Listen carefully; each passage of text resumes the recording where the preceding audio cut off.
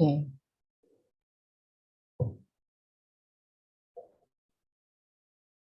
Ayo semuanya kameranya sudah bisa dinyalakan dulu.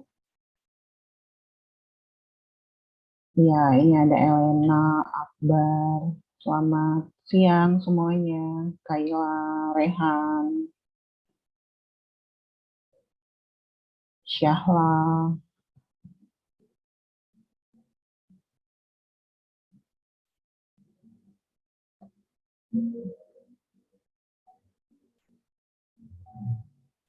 Pak Mahyudi sudah siap ya Pak ya?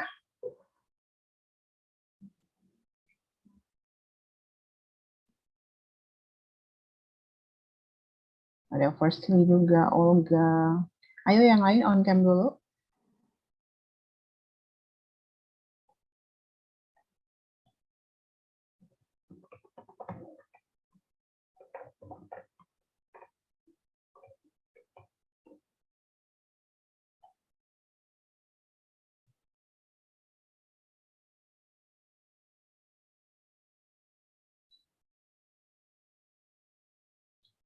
Henny, ini bisa on cam nggak?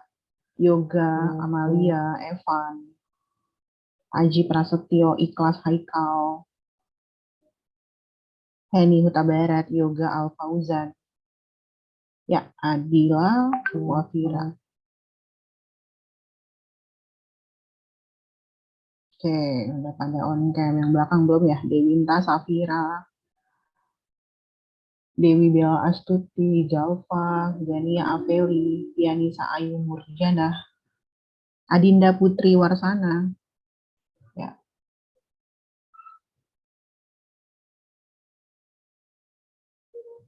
Amalia Putri Syaila, silahkan on cam. Oke, yang mau ganti device nggak apa-apa, nanti rejoin lagi, tapi saya minta on cam dulu di awal. Kalau sinyal wifi-nya kurang bagus, nggak apa-apa, dicoba dulu aja. Kita bisa dokumentasi untuk on cam-nya semua. Ayo semuanya. Oke, saya coba lihat lagi. Pak Mahyudi udah siap loh, udah siap untuk mengajar kita. Anak-anaknya yang belum siap nih Pak. Yang Mbak Novita, sorry tadi habis Jumatan saya Oh iya, iya, iya. dulu. Nah, ini sudah datang nih dosen pengampu kita tercinta, Pak Herdian Maulana akhirnya bergabung dengan kita. Ini anak-anak belum pada on cam nih Pak, saya minta on cam gitu. On cam dulu kan dokumentasi nih Pak. Oh ya, on-cam dulu lah, teman-teman. Iya, baru selesai Jumatan ya Pak. Iya, sorry tadi dipanggil Bu Yusuf dulu. Ya, ya, ya, ya. Oke Pak. Oke, Uh, berarti udah bisa dibuka ya? Biar saya buka gitu ya. Udah kan ya Pak ya Her ya? Udah bisa ya Pak ya?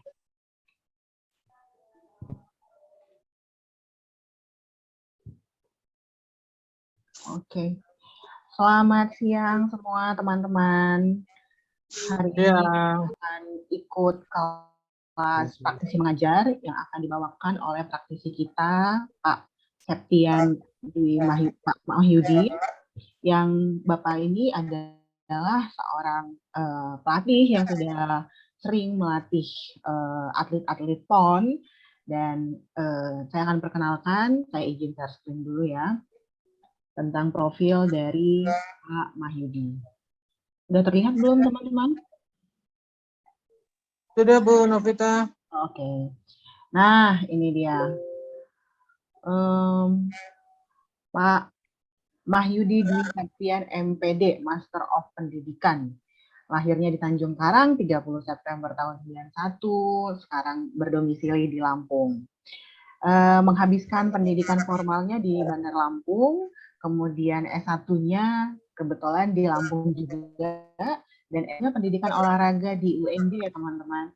Kemudian pengalaman organisasinya pernah menjadi pengurus Asosiasi Bola Tangan Indonesia di Lampung, provinsi loh, tingkat provinsi, kemudian pengurus Federasi Olahraga Petanki Indonesia Provinsi Lampung, pengurus APROF, PSSI Provinsi Lampung, pengurus LPDI Provinsi Lampung.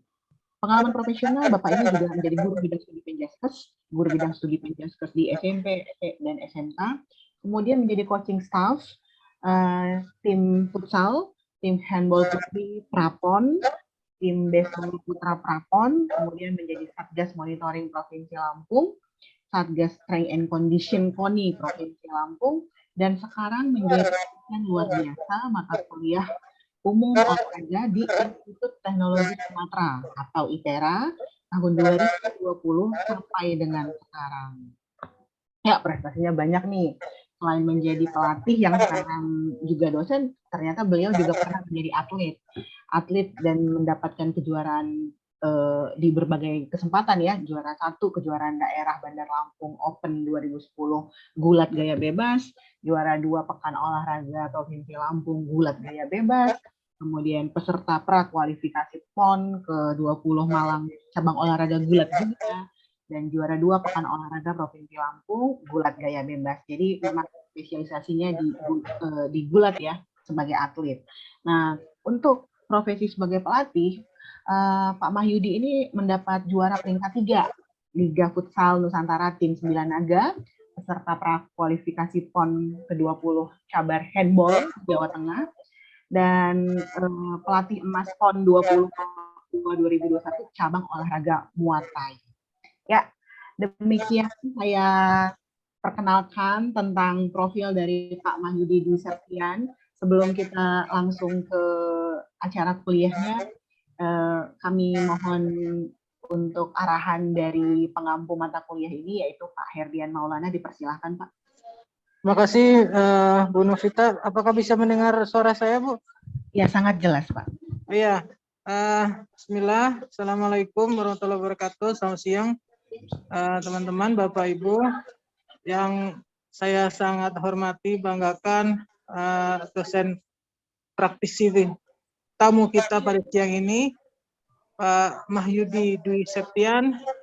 Selamat siang, Pak. Salam kenal. Enggak, Pak. Sebelumnya saya mengucapkan banyak terima kasih atas kesediaan Bapak berkenan untuk berbagi ilmu dengan mahasiswa kami, dengan kami semua di sini di Fakultas Psikologi Universitas Negeri Jakarta. Jadi sedikit Pak Mahyudi, saya tadi lihat profil Bapak ini memang luar biasa ini. Udah full atlet ini, pengurus, pelatih, dan atletnya langsung gitu. Ini langsung teman-teman pengalaman yang akan sangat berharga sekali untuk kita simak pada siang hari ini. Nanti dari perspektifnya komplit, perspektif atlet, perspektif coach, pelatih, sama termasuk perspektif pengurusnya ini, gitu. Pak Mahyudi, jadi sekali lagi kami mohon pada hari ini bisa berbagi kepada kami tentang dinamika seputar atlet dan pelatih ya, khususnya terkait dengan dinamika mental para atlet gitu. Dan teman-teman sekalian, ini adalah kesempatan yang sangat berharga. Tolong disimak betul-betul. Banyak hal yang mungkin nanti disampaikan oleh praktisi kita yang mungkin itu saya sebagai dosen atau Bu Novita memang belum terlalu jelas karena kami kan bukan praktisi nih. Nah, hari ini ketemu langsung sama orang yang langsung memang paham betul bagaimana aplikasi dari teori-teori psikologi olahraga di lapangan. Jadi tolong digali sebaik mungkin ya pengalaman dan pengetahuan narasumber kita pada siang hari ini. Bu Novita, terima kasih juga yang sudah menginisiasi membantu proses terselenggaranya kegiatan praktisi mengajar pada siang hari ini. Siap. Mungkin itu saja, Pak Mahyudi. Terima kasih sekali lagi, saya izin sambil menyimak ya, Pak. Siap. Terima kasih sekali lagi, Pak. Siap. Assalamualaikum. Waalaikumsalam warahmatullahi wabarakatuh. Ya, jadi terima kasih untuk dosen pengampu kita, Pak Herdian Maulana PhD. Saat ini langsung saja saya serahkan kelas ke praktisi kita, Pak Mahyudi. Silakan ya Pak, mau gimana penyampaiannya, mau diskusi atau gimana, sepenuhnya terserah kepada Pak Mahyudi untuk 2 SKS ke depan. Anak-anak semuanya udah ini ya, teman-teman ya, udah ready ya. Kalau begitu kita mulai sekarang. Terima kasih. Oke. Sudah bisa dimulai ya, Bu? Oke. Ya, silakan Pak.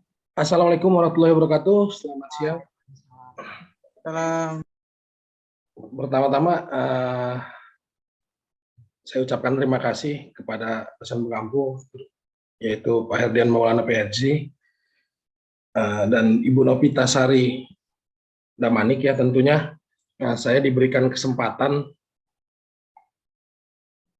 untuk memberikan pengalaman terkait mungkin dari praktisi olahraga ya. Tentunya di sini kan mata kuliahnya olahraga, mungkin kawan-kawan hanya belajar teori tapi di prakteknya kan belum pernah gitu. Mungkin Ya. saya akan membagi sedikit pengalaman yang mungkin saya alami, saya hadapi dan saya lakukan ya Bu, terkait dari apa sih sebenarnya yang terjadi tuh dinamikanya di dalam pelatihan tentunya, khususnya untuk olahraga prestasi yang pastinya ya Pak. Jadi mungkin kalau bercerita sedikit kan mungkin kita ada kegagalan ya Bu ya, di awal kita mau berkolaborasi di praktisi program Kemendikbud ya. Jadi Ibu Novita ini menginisiasi untuk apakah saya bersedia untuk mengisi satu pertemuan ya Bu. Jadi yang pertama saya agak gimana ya Bu, agak-agak terharu lah ya. Jadi saya mengisi berbagi pengalaman terkait mata kuliah yang mungkin saya pun tidak expert di bidang psikologi gitu ya Pak. Dan di kampus yang mungkin saya pernah menjadi mahasiswa di sana gitu. Menjadi yang salah satunya alma mater saya untuk kuliah S2 kemarin, baru selesai di 2020 ya. Jadi saya sangat berterima kasih sudah diberikan kesempatan untuk menjadi praktisi di kelas ini. Jadi kawan-kawan, yang pertama ingin disampaikan bahwa setelah melihat profil yang saya tadi tampilkan, tentunya kawan-kawan perlu tahu juga kalau bahwa saya memang sudah menjadi atlet atau apa ya, bilang kalau itu atlet ya, atlet dari sejak masih duduk di bangku sekolah dasar ya, sekolah menengah pertama dari SMP. Jadi kebetulan saya tergabung di PPLP Provinsi Lampung sejak 2005 sampai saya lulus sekolah di tahun 2009. Jadi saya sudah menjadi atlet sejak masih sekolah. Jadi mungkin saya akan berbagi pengalaman dari hal-hal tersebut. Kemudian setelah lulus kuliah sempat mengajar dan sempat terkonsen terhadap dunia kepelatihan tentunya. Jadi ada sedikit lah mungkin ya, saya bilang mungkin kalau saya bilang banyak saya agak-agak minder ya sama Jakarta. Tentunya Jakarta semua gudangnya saya belajar pun di situ gitu, tapi beberapa sedikit yang mungkin saya alami yang mungkin menjadi tolak ukur saya ketika membandingkan antara atlet daerah dan atlet nasional, dan itu mungkin pernah saya lakukan misalnya dari segi mental gitu ya Bu. Mungkin saya coba akan share screen dari PPT sedikit ya.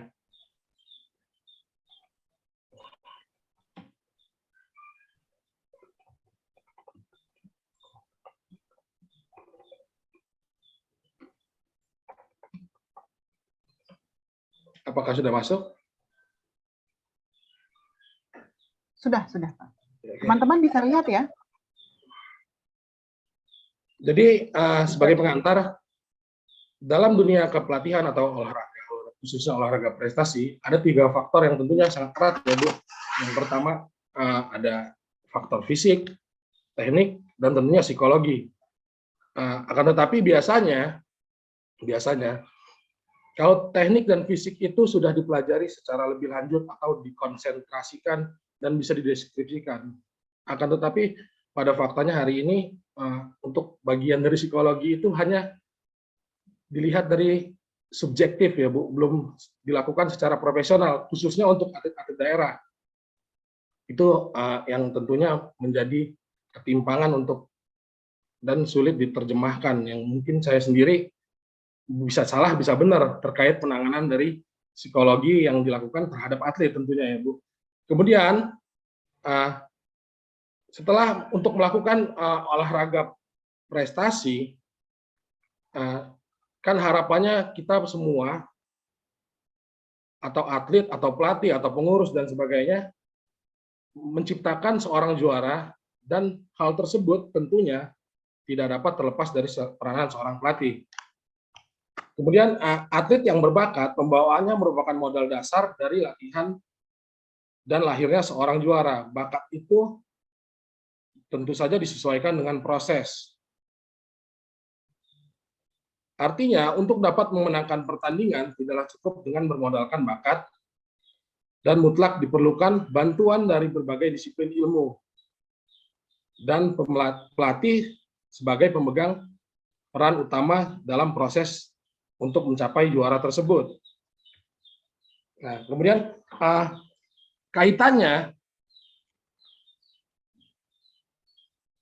mengapa psikologi olahraga itu hari ini mungkin tidak dijadikan konsen utama, dan mungkin itu yang salah juga bagi saya ya, tapi akan tetapi ada banyak faktor yang mempengaruhi kenapa psikologi olahraga itu hanya dinilai dari segi subjektifnya dan tidak dilakukan oleh profesional. Banyak sekali mungkin masalahnya ya Bu dan kawan-kawan. Mengapa fisiologi olahraga diperlukan dalam olahraga? Yang sudah pasti, yang terlihat ya, mungkin saya tidak tahu secara teoritik apa sih sebenarnya yang terjadi pada atlet. Yang pasti, yang terlihat, peningkatan stres dalam pertandingan itu selalu terjadi ketika semua atlet, baik itu dari atlet elit, profesional, ataupun atlet daerah, peningkatan stres itu pasti terlihat. Dan perilakunya ada banyak, contohnya misalnya denyut nadi meningkat di sini, berkeringat, cemas, dan sebagainya.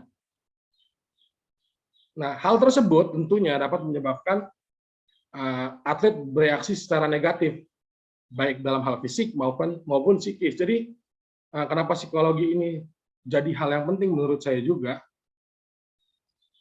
ketika fisik dan teknik sudah baik, hal tersebut bisa jadi nol ketika terlalu stres yang berlebihan dalam pertandingan. Ada banyak, mungkin saya juga pernah mengalami ya, dalam mau pertandingan tuh takut gitu, ataupun mendengar lawannya mungkin yang lebih pastinya kalau untuk atlet daerah tuh mungkin lawannya DKI Jakarta begitu, atau nama besar atlet tersebut. Nah, itu kan jadinya stres tuh.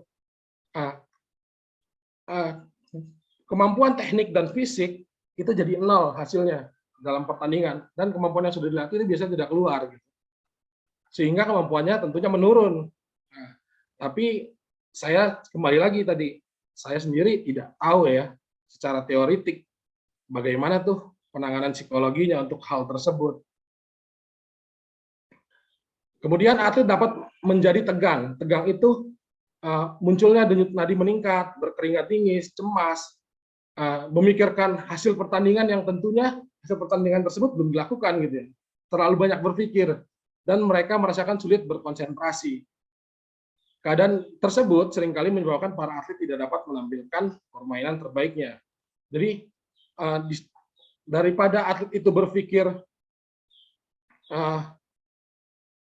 fokus terhadap pertandingan, dia malah kalau anak sekarang bilangnya itu negative thinking mungkin biasanya ya Bu ya.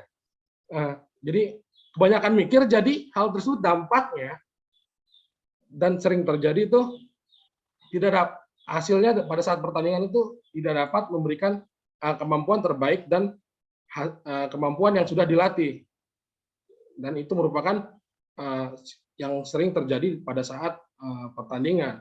Kemudian yang sering terjadi dan saya temukan di lapangan, perselisihan dengan mungkin sesama teman atau atlet lain tersebut, hal tersebut akan menimbulkan tidak maksimalnya proses latihan bahkan hingga pertandingan, sehingga dapat menurunkan performa pada saat pertandingan. Hal tersebut mengapa psikologi olahraga diperlukan dalam olahraga tentunya. Nah, di sini dibutuhkan pelatih. Pelatih itu sebagai pembina mental dari atlet tersebut. Pelatih olahraga secara teori mempunyai fungsi sebagai pembuat atau pelaksana program latihan dan sebagai teman, orang tua, motivator, konselor, evaluator, dan yang bertanggung jawab terhadap segala hal yang berhubungan dengan pelatihan. Jadi pada prakteknya, mungkin dari beberapa yang pernah saya lakukan, jadi saya itu kadang-kadang menjadi teman untuk teman-teman atlet yang mungkin masih usianya jauh di bawah saya, mungkin masih 20 ke bawah atau 21 gitu ya. Under 23, jadi main, yang mungkin bahkan masalah percintaan untuk atlet-atlet yang mungkin cinlok, kalau bahasa di atlet itu sering terjadi, itu kadang-kadang kita menjadi teman curhat mereka tuh. Kak, gimana ya Kak, kan latihan ini belum ada, misalnya ini saya kasih contoh satu kasus gitu, Kak, gimana ya Kak, ini kan latihan belum mulai ada TC itu atau mungkin digaji gitu ya bahasanya. Kak, saya ini nggak ada uang transport loh Kak buat beli bensin misalnya. Jadi kan kita menjadi mendengarkan hal-hal yang seperti itu dan memberikan solusi tentunya. Itu yang terjadi, faktanya yang terjadi hari ini di lapangan. Banyak sekali masalah yang membuat proses pembinaan latihan itu menjadi tidak efektif ataupun tidak sempurna ya, khususnya di daerah. Kemudian kepribadian seorang pelatih dapat pula membentuk kepribadian atlet yang menjadi asuhannya. Nah, di sini ada aspek-aspek psikologi yang mungkin pernah saya dapati ataupun pernah saya lihat. Jadi sebagai contoh nih ya, saya pernah di sini ada berpikir positif. Sebagai contoh, di level nasional, atlet itu atlet nasional teman saya ya Bu. Saya bukan pelatihnya saya ini kebetulan ya Bu, kawan-kawan. Jadi anak itu, atlet tersebut mungkin kebetulan dia teman saya sekolah dulu. Nah, dia jadi berpikir bahwa apa sih ya, gimana ya, dia curhat lah bahasanya, sharing gitu. Kenapa ya, kok latihannya kayak gini aja gitu.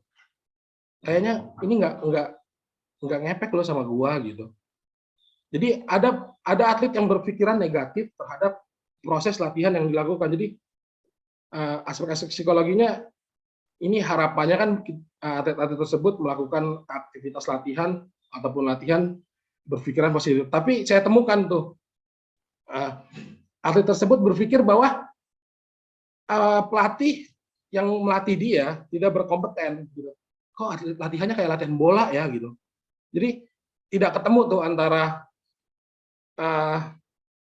pelatih dan atlet yang dilatih.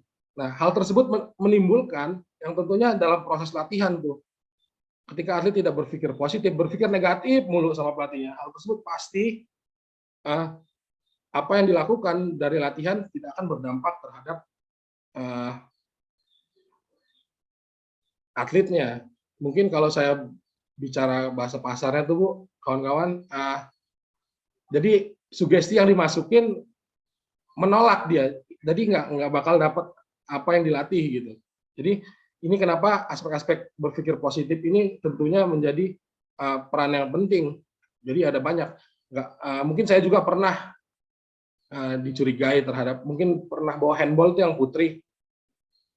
Kakak ini kok nggak care sekali sama kami ya gitu, nggak care. Disampaikan, bahkan mereka sampai ada yang ngeribut, gitu. Nggak percaya sama saya gitu. Nah, hal tersebut akan berat untuk melakukan proses latihan. Kenapa berpikir positif merupakan aspek-aspek yang harus diperhatikan dalam melaksanakan latihan. Kemudian yang tentunya penting juga yang selanjutnya yaitu penetapan sasaran. Jadi terkadang mungkin dari pengurus, dari pelatih, ataupun dari KONI-nya gitu, menetapkan sasaran yang nggak realistis. Misalnya, anak itu mungkin ada contoh di junior saya, atlet gulat, anak itu baru latihan kira-kira 6 bulan gitu, dan kebetulan lolos PON gitu kan. Tapi anak tersebut sudah dibebani harus mendapatkan medali pada saat PON, sedangkan eh, apa namanya, dia belum cukup matang ataupun belum bisa dibilang atlet yang baik. 6 bulan itu pada prosesnya mungkin belum bisa jadi atlet. Bahkan ketika saya tes coba bertanding yang mungkin saya bukan atlet ya, atlet untuk PON ya, dia maka ada teknik seperti itu ya, pertanyaannya begitu loh saya temukan. Jadi kadang-kadang penetapan sasaran yang terlalu tinggi berdampak pressure buat kawan-kawan atlet yang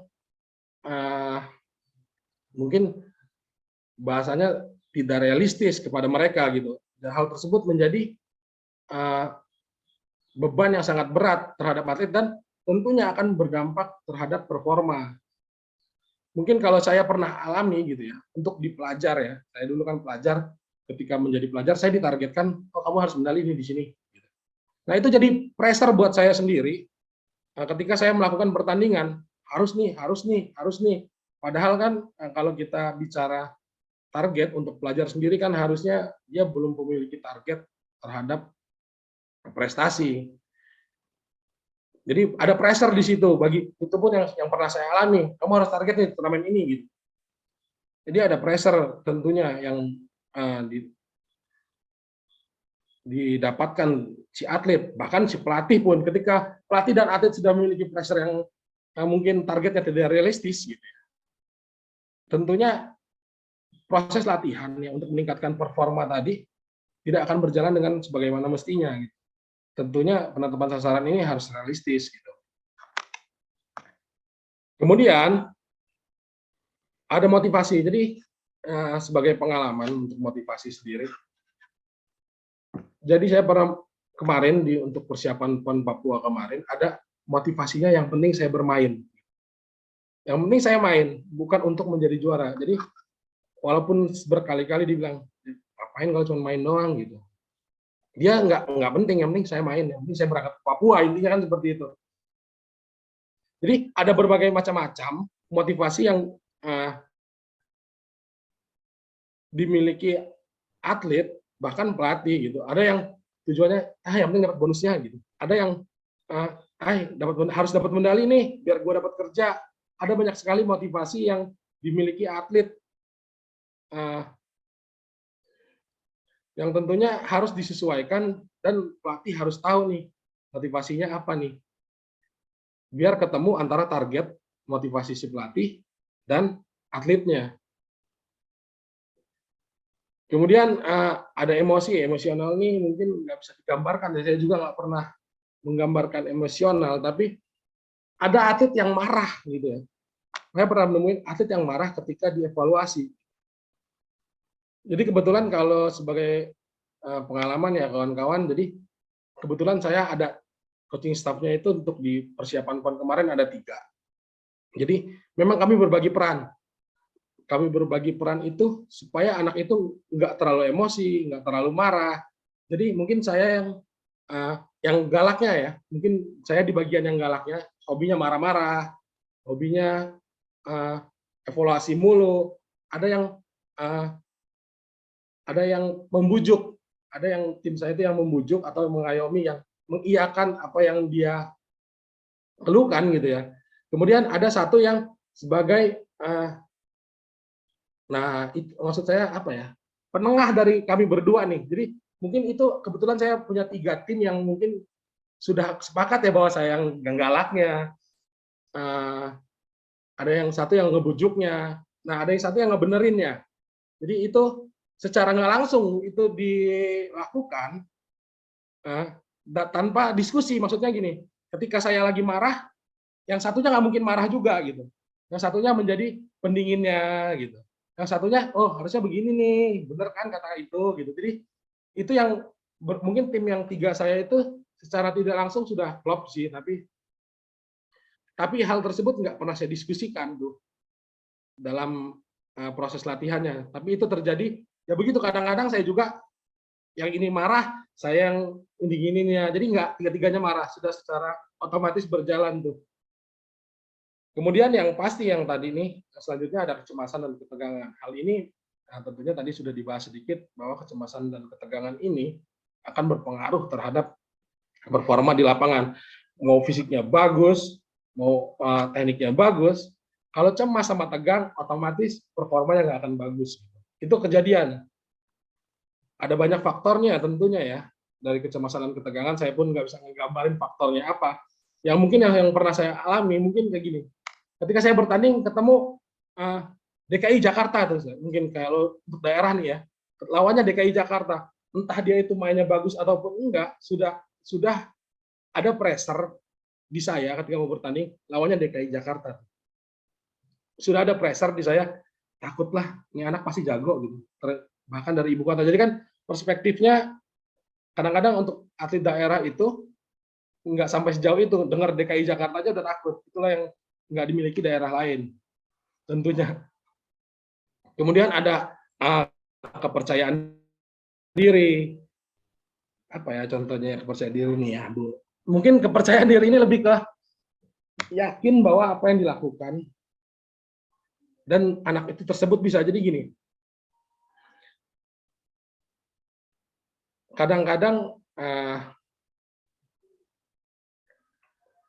ketika kita mau bertanding dan berlatih itu ya, anak-anak itu nggak percaya bahwa mereka itu bisa bisa melakukan apa yang dilakukan atlet-atlet yang profesional. Contohnya mungkin dengan media yang hari ini sangat cepat berkembang ya. Mereka melihat untuk di Muay Thai sendiri di UFC gitu misalnya. Nah, mereka tuh underestimate sama dirinya bahwa mereka tuh bisa seperti itu sebenarnya gitu. Jadi itu perlu dipupuk terus emosi, mengobrol terus, dimotivasi terus kawan-kawan itu supaya memiliki kepercayaan diri bahwa gua ini berlatih sama. Misalnya tadi yang saya kasih contoh untuk kecemasan dan ketegangan tuh lawan DKI. Nah, kadang-kadang anak itu ada juga yang memiliki kepercayaan diri, yang nggak peduli mau provinsi manapun gitu. Jadi memiliki kepercayaan diri yang tinggi tentunya, yang bisa menyamakan tadi provinsi yang di atasnya. Kemudian akan tetapi ada juga yang kepercayaan dirinya berlebih, lebih kecenderung sombong ya, atau apa ya, overconfidence bahasanya. Jadi anak-anak itu ngelihat ketika mau bertanding, ini lawannya mudah gitu. Jadi ujungnya menjadi ngeremehin atau melihat lawan tersebut mudah. Padahal kalau dipikir pada saat pertandingan sama gitu semua latihan. Jadi itu mungkin yang dari nilai kepercayaan diri yang aspek-aspek yang pernah saya lihat. Kemudian komunikasi, nah ini yang sangat penting ya. Jadi kalau kemarin kebetulan pada saat persiapan itu komunikasinya baik, kadang-kadang ngobrol sampai lama, evaluasinya lama. Jadi aspek-aspek komunikasi yang terjalin antara atlet dan pelatih itu harus sering. Nggak mungkin pelatih yang nggak pernah berkomunikasi itu dapat memberikan latihan yang baik terhadap atletnya tentunya. Ada aspek konsentrasi dan evaluasi diri. Jadi, nah untuk yang terakhir nih evaluasi diri, nggak banyak atlet yang mengevaluasi dirinya sendiri. Nggak banyak. Jadi atlet itu kadang-kadang latihan selesai nggak evaluasi, salahnya apa nih gitu. Bahkan nggak ada yang bertanya gitu. Itu kejadian di semua cabang olahraga khususnya gitu ya. Jadi nggak tahu nih benernya yang kayak mana, harusnya apa yang dilakukan. Nggak banyak yang melakukan evaluasi diri terhadap apa yang dilakukan tentunya. Jadi itu merupakan aspek-aspek psikologi yang mungkin saya temui ketika melakukan pelatihan dan mungkin bertanding. Saya pun tadi bertanding dalam olahraga ya. Peranannya tentunya yang menurut saya hal tersebut sangat penting. Nah, ini yang selanjutnya ada masalah psikologis kompetisi dan olahragawan. Ada beberapa aspek yang menyebabkan atlet memiliki respon yang berbeda. Yang tadi sudah dibahas, mungkin ini sudah dibahas ya. Aspek kompetensi, memiliki kinerja, tujuan yang telah ditetapkan dan dapat, dan di tingkat persiapan fisik mental yang dirasakan. Jadi aspek kompetensi itu apa? Jadi kalau atlet tersebut paham atau tahu bagaimana sih kinerja, tujuan, dan tingkat persiapan yang telah dilakukan. Akan tetapi ini sering terjadi pada pelaksanaannya, miskomunikasinya ya, karena kurangnya komunikasi. Kadang-kadang untuk hal ini tidak didiskusikan antara atlet dan pelatih. Jadi diskusi masalah tujuan yang penetapan tujuan tadi hanya putus di pengurus dan pelatih. Atlet itu nggak dikasih tahu tuh kadang-kadang juga. Jadi terjadi, gue ini mau ngapain sih yang dirasakan oleh atlet gitu. Latihan ini buat ngapain sih, buat dapat apa sih gitu. Jadi mereka tuh kadang-kadang juga nggak paham gitu. Jadi kebanyakan mikirin latihan itu tapi nggak punya tujuan gitu. Banyak yang dirasakan seperti itu juga. Kemudian ada hubungan interpersonal. Harapan dari rekan atlet, pelatih, anggota keluarga, dan organisasi ya. Jadi begini, ini contoh kasus yang pernah saya rasakan ya. Ada atlet cedera. Ada atlet, salah satu atlet yang cedera gitu. Setelah cedera itu atlet itu nggak dipakai lagi. Bahkan itu cederanya yang pada waktu itu saya lihat tuh, atlet tersebut cederanya pada saat training center tuh. Setelah cedera, atlet tersebut langsung dipulangin. Tanpa adanya tanggung jawab dari atlet, pelatih, anggota keluarga, bahkan organisasi. Yang terparahnya, atlet tersebut divonis nggak bisa main lagi, nggak bisa jadi atlet lagi, karena pada waktu itu cederanya parah. Jadi harapan yang dimiliki atlet tersebut jadi pupus ketika nggak ada dorongan dari teman-temannya, dari pelatih, bahkan anggota keluarga. Kalau anggota keluarga saya rasa enggak lah ya. Tapi dari atlet dan pelatih, dan tentunya organisasi yang bertanggung jawab ketika pada saat pelaksanaan training center. Jadi hubungan tersebut dapat menyebabkan masalah pada saat untuk pengembangan atlet-atletnya pada saat persiapan gitu. Kemudian yang ini yang selanjutnya, masalah yang paling klasik tapi sulit dipecahkan ya. Masalah keuangan. Mungkin kalau orang daerah dengar DKI Jakarta itu provinsi yang besar. Nah, ini terjadi di daerah gitu ya. Ini sebagai pengalaman saya nih ya, Bu, kawan-kawan. Saya pernah mengikuti pada saat pelajar itu pekan olahraga pelajar nasional. Gitu. Dan yang terjadi, uang sakunya cuma 100.000. Ini saya pernah ngerasain pribadi, saya sendiri, pengalaman saya pribadi. Uang sakunya cuma 100.000. Pada waktu itu, Pekan Olahraga Pelajar Nasional 2007 di Kalimantan Timur. Uang sakunya cuma 100.000. Sedangkan, sebelum berangkat, orang tua saya menitipkan uang 1 juta ke saya gitu. Jadi, saya berpikir tuh di situ tuh, ngapain saya berangkat, enak saya tiduran di rumah aja tuh. Di rumah aja saya dikasih duit gitu. Ngapain saya harus banting gitu, berangkat pergi ke bela provinsi cuma dikasih 100.000. Kadang kan suka berpikir seperti itu. Kemudian kan untuk masalah keuangan ini yang kadang-kadang jadi beban ya. Kan atlet itu selalu berkomunikasi ya sesama antar provinsi-provinsi itu ya pasti. Tanya uang saku berapa gitu, kalau pelajar-pelajar itu sering nanya tuh, uang saku berapa? Oh dari Kalimantan 2 juta katanya. Oh dari Papua 1,5 juta. Agak-agak jadi minder gitu ketika mendengar masalah keuangan. Oh saya dapetnya 100.000 gitu ya. Nah di situ itu masalah yang sangat-sangat fundamental tapi sulit dipecahkan gitu ya. Sulit dipecahkan dan itu berpengaruh terhadap performa pastinya. Gimana nggak berpengaruh ke performa ya kawan-kawan?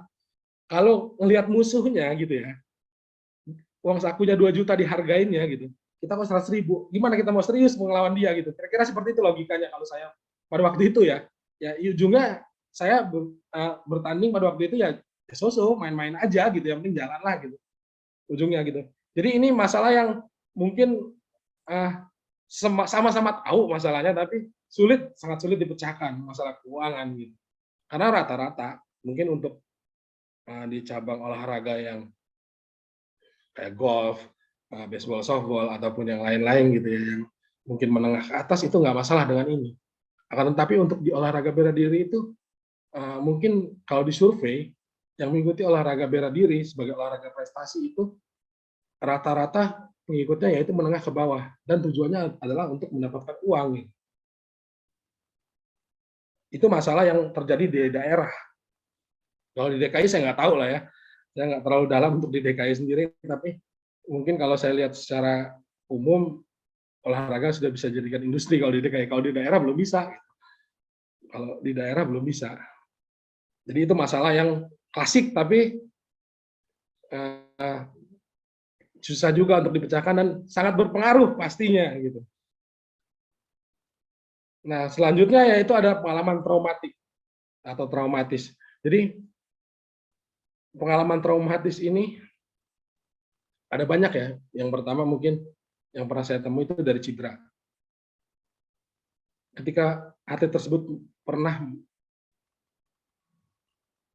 cedera atau rusak dari bagian tubuhnya, otomatis dia tidak, kadang-kadang dia nggak berani melakukan hal yang menggunakan bagian tubuh tersebut. Mungkin saya pernah ketemu kemarin, kebetulan untuk yang putri, jadi dia dislokasi di lutut.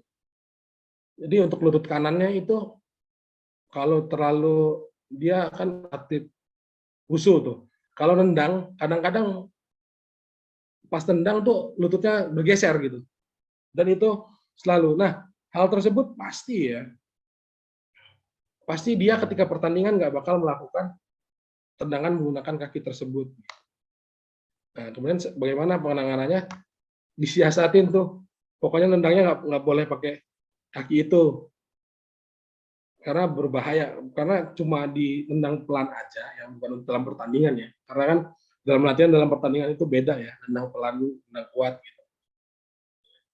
Jadi secara otomatis performa yang ditampilkan atlet tersebut berkurang, otomatis tuh.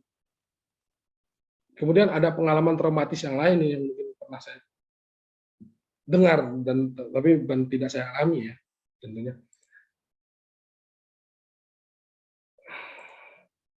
Ya, jadi ada pengalaman traumatis dulu di Prapon 2005, kawan-kawan senior-senior saya di cabang olahraga gulat tuh telat pulang dari Papua, Praponnya di Papua, telat pulang seminggu. Telat pulang tuh seminggu. Karena belum dibeliin tiket sama pengurusnya tuh. Jadi hal tersebut jadi menjadi traumatik ya. Kalau ketika mau ke Jurnas misalnya, ini beliin ongkos pulang nggak gitu. Sebelum berangkat tuh bertanya tuh pasti, ini beliin ongkos pulang langsung atau gimana tuh? Pasti gitu tuh. Jadi itu menurut saya itu pengalaman traumatis yang dimiliki ketika melakukan pertandingan. Jadi nggak percaya tuh kita bisa pulang apa enggak gitu. Enak sih kalau di Jakarta ya, deket ya. Kalau di Papua gitu loh, 1 minggu gitu. Dan panitia sudah lepas tangan gitu. Itu menjadi pengalaman yang nggak enak lah bagi mereka gitu, bagi senior-senior saya tuh. Dan itu menjadi trauma. Jadi ketika perjalanannya jauh, tanya dulu tiket berangkat sama pulangnya sudah ada belum gitu.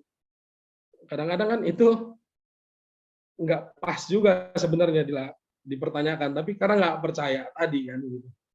Nah itu menjadi traumatis yang agak-agak gimana, agak-agak aneh menurut saya gitu. Kemudian yang terakhir, masalah yang sering dihadapi nih ya, kondisi cuaca dan lingkungan. Jadi ini baru dihadapi di Papua kemarin ya, karena kan Papua itu lebih panas daripada Lampung pastinya. Itu menjadi keluhan-keluhan atlet ketika melaksanakan pertandingan. Kak, panas banget, berat banget gitu. Kak, beliin es dong, beliin ini dong gitu.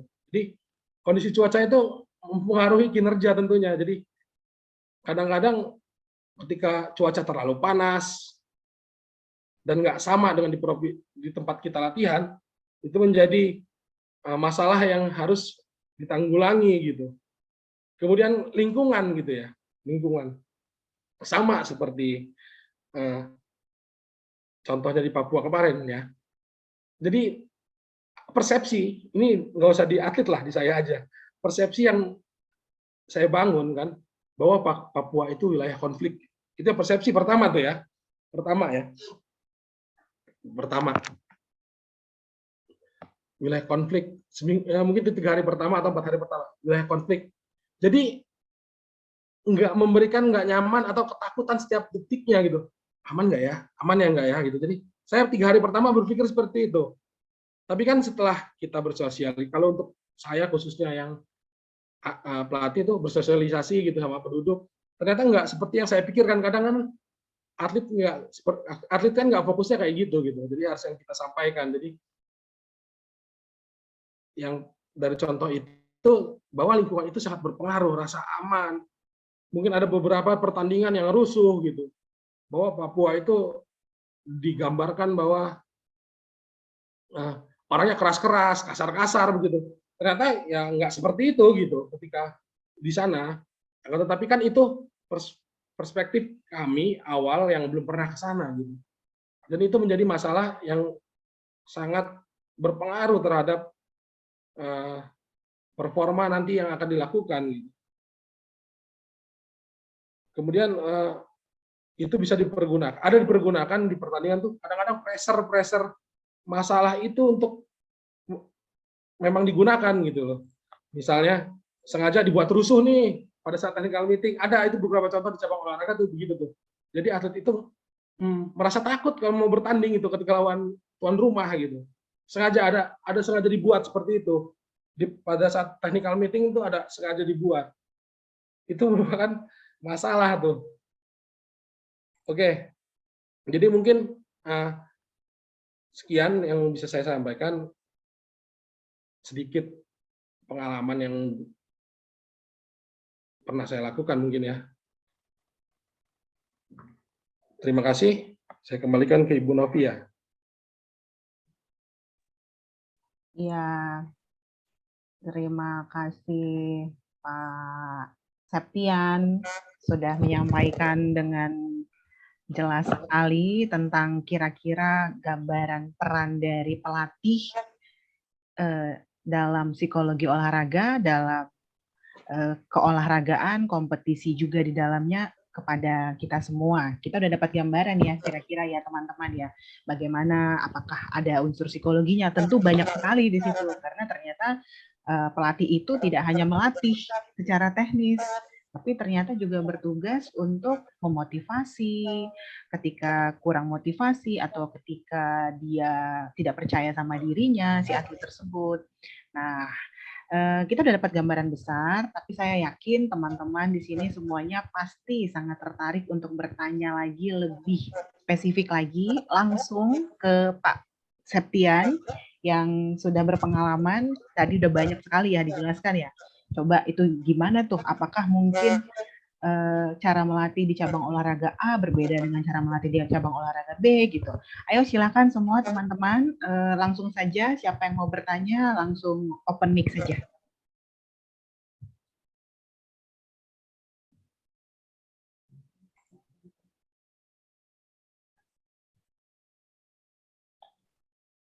Oh, ini ada Bu Desi. Ya, Bu Desi silakan Ibu. Silakan Ibu.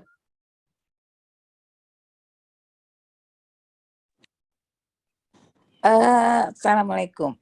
Sorry Mbak Novi, Pak Septian, sorry saya terpaksa off cam karena saya sedang tidak enak badan sebetulnya. Tapi karena tadi Mbak Novi men-share linknya, saya tertarik untuk ikutan dengerin. Terima kasih nih Pak Septian. Pak Septian, Bu Desi ini dosen kebanggaan kita juga di psikologi dan kebetulan tertarik dengan tadi ini.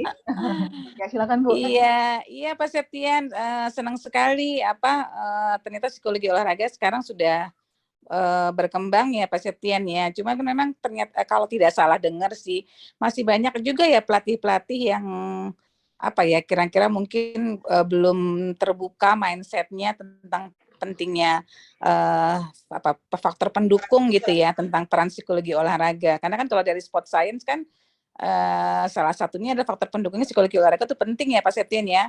Apalagi tadi dikatakan performance itu sebagian besar sebetulnya karena masalah mental, bukan karena masalah teknik ataupun masalah fisik gitu. Betul nggak begitu ya Pak?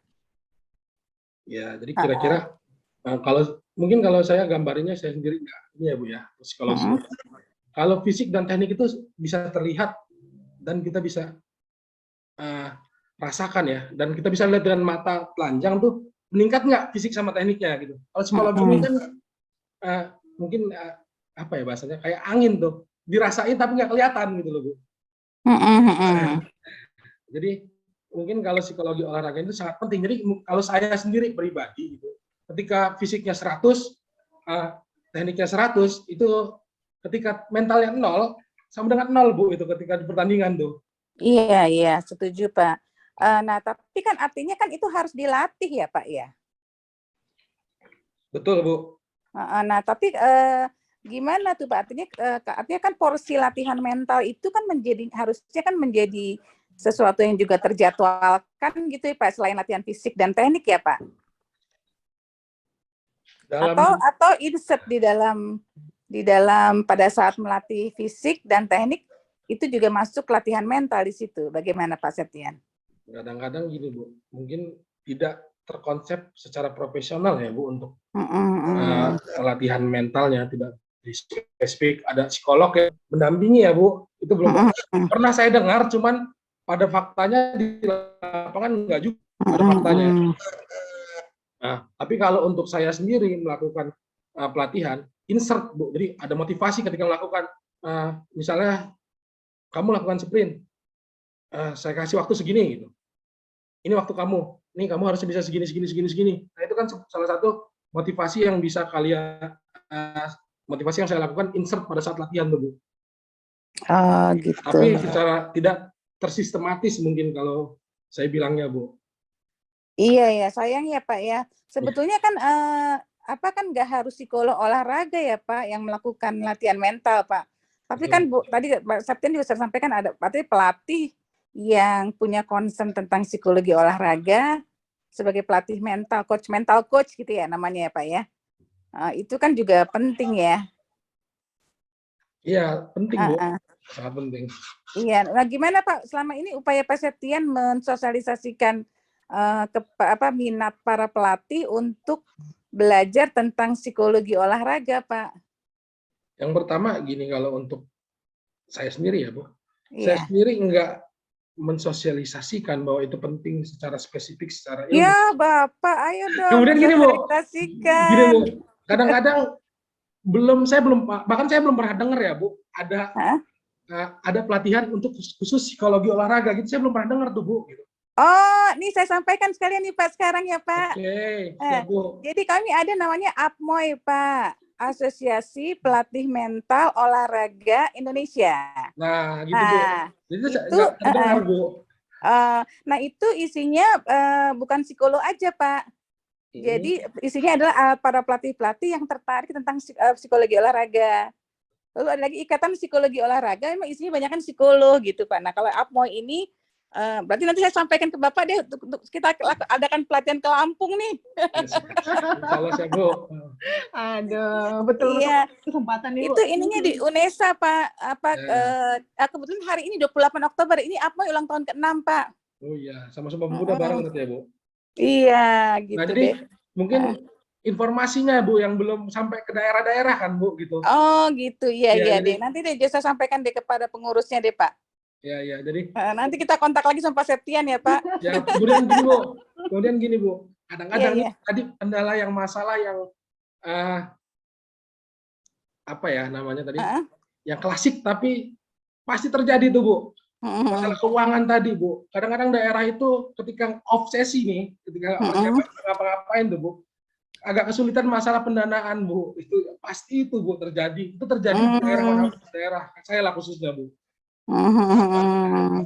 Oh gitu. Tapi mungkin dari Ibu ngasih tahu ini, mungkin nanti saya bantu share ke kawan-kawan pelatih terkait ada loh ini untuk psikologi khususnya, untuk psikologi olahraga. Iya, kita ada sertifikasinya gitu. Pak.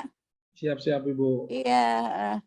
Oke Pak, kayaknya saya minggu depan kemana ya? Oh minggu depan saya ke Bangka nih Pak, nemenin teman saya yang kebetulan pengurus APMOI. Iya Pak Sitan, silakan Pak. Itu saja titip pesan Pak untuk disosialisasikan ya Pak. Siap Ibu.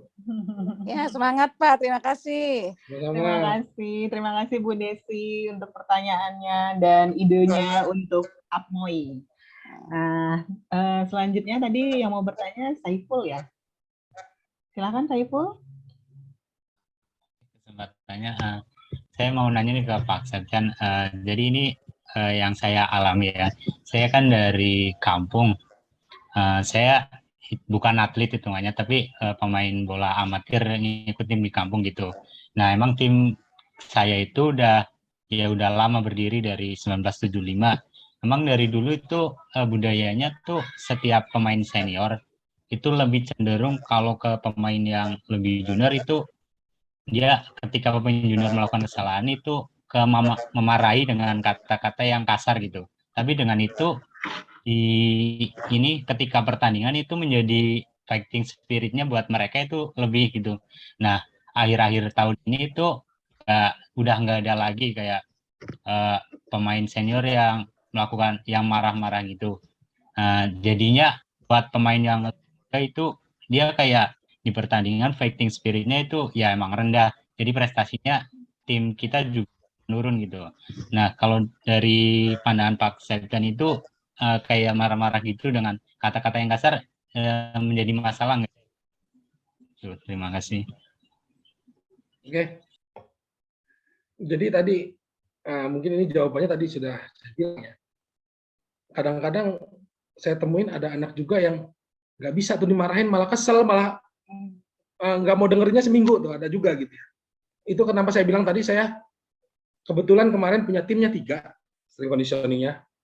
Jadi ketika saya marah tuh, ada yang ngedinginin, ada yang ngalusin, kemudian ada yang ngebenerin. Jadi ada 3, kebetulan kemarin saya punya 3. Tapi kalau menurut saya, kadang-kadang harus dilihat dulu siapa dan tahu juga karakteristiknya apa nih. Kalau kita marah-marah anak itu nggak terima, ada juga yang anak itu dendamnya sampai sekarang ada tuh, saya marahin gitu, sampai sekarang nggak mau negor gitu, ada juga gitu. Padahal kan memang itu penting buat dia. Nah, jadi harus diberitahu juga, harus kita tahu juga untuk marah-marahnya ke siapa gitu. Karakteristiknya tentunya kalau untuk saya ya. Tapi kalau anak-anak yang dengan kata-kata kasar itu bisa terpacu semangatnya, ada juga gitu. Dan itu sangat baik tentunya dilakukan di lapangan. Tapi nggak semua orang bisa digituin, intinya seperti itu sih, intinya. Ya, tapi kebanyakan dari kita itu yang ya emang di awal kan kita Kesel ya ngomong mungkin ya. Gitu. ya kayak saya juga pas pertama masuk gabung ya emang di awal ngomongin dia itu yang memarahin di belakang gitu ya, tapi nggak jadi kan dari yang kita baru gabung nggak jadi masalah ntar jadi mogok latihan atau gimana, tapi malah justru ya emang kita jadi buat berusaha untuk ngurangin kesalahan gitu di Nah, pertandingan. itu mungkin contoh yang anaknya berpikir gitu, ketika salah itu dimarahin, berpikir, oh gue ini salah gitu. Ada juga anak yang kesel doang, tapi nggak berbaikin, ada begitu, saya pernah temuin gitu. Ada banyak gitu. Jadi ada 2 sisi itu maksud saya. Ketika itu saya pernah temuin anak yang diomongin dengan agak keras gitu, bukannya dia memperbaikin, malah kesel gitu, malah nggak mau, latihannya nggak bener. Ada juga yang tinggal di latihan ya gitu. Jadi mungkin harus dilihat juga gitu menurut saya. Ya, terima kasih Pak Septian atas jawabannya. Terima kasih Pak Septian, terima kasih Saiful. Ayo yang lain lagi, yang mau bertanya lagi. Siapa lagi?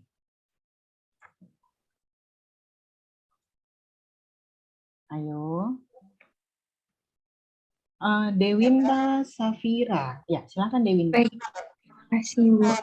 Terima kasih Pak Septian atas materinya. Saya izin bertanya Mbak, kan kalau tadi Bapak jelaskan itu atlet ini kan sering merasa tegang gitu ya Pak. Nah, kalau di kita itu kan ada beberapa teknik relaksasi yang sebelum dilakukan, yang dilakukan sebelum bertanding. Nah, biasanya kalau sepengalaman Bapak, teknik yang paling sering dilakukan itu ngapain Pak? Terima kasih. Ini yang pertama pengalaman saya pribadi ya. Pengalaman pribadi saya nih, kalau saya lagi tegang-tegang banget, saya tidur. Itu pengalaman saya pribadi tuh. Kemudian kalau yang saya lakukan pribadi lagi, selain tidur, kalau nggak bisa tidur gitu, jalan gitu, jalan bolak-balik begitu. Itu pengalaman pribadi.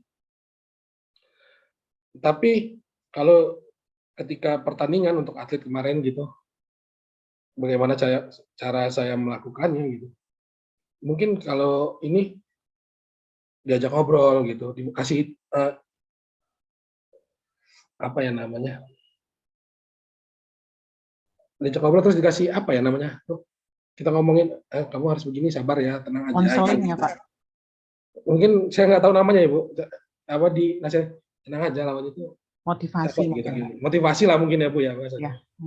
Jadi begitu. Jadi kalau untuk pribadi saya kan agak lain tadi. Mungkin kalau saya tadi tidur biar nggak terlalu tegang ataupun jalan bolak-balik begitu. Jadi tapi nggak semua orang bisa gitu. Jadi kalau udah tidur, bangun tidur tuh saya rileks pasti. Nggak mikirin hal-hal kayak gitu. Walaupun tidurnya cuma 10 menit atau 15 menit. Gitu. Itu kalau saya.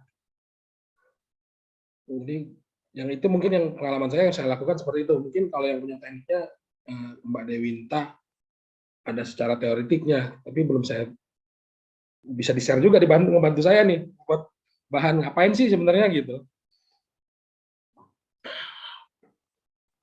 Ini kira-kira seperti itu, Bu. Baik, berarti emang relaxin fisiknya dulu, terus emang motivasi juga ya Pak? Ya, motivasi pastinya sih yang pasti sering kalau mau pertandingan. Baik, ada lagi teman-teman yang lain? Ya, Raihan Dwi. Silahkan Raihan. Terima kasih Bu. Sebelumnya Pak Septian, terima kasih atas materinya Pak. Saya ingin bertanya Pak.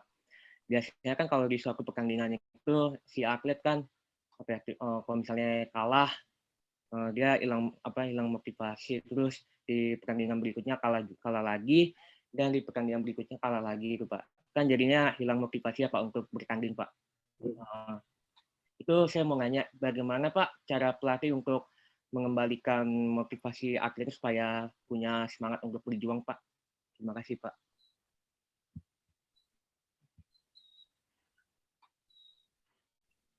Nggak ada cara yang spesifik mungkin ya kalau saya ya. Bagaimana cara itu tetap motivasi dan latihan gitu. Jadi dari motivasi dan latihan ya, Pak? Ya, walaupun itu kalah dan evaluasi ya pastinya kalau saya itu pasti evaluasi. Begini, nanti coba lagi. Begini, coba lagi gitu. Walaupun ini sudah pernah ada kemungkinan gitu. Oke, jadi selain dari motivasi dan latihan, perlu ada evaluasi dari pelatih juga ya, Pak?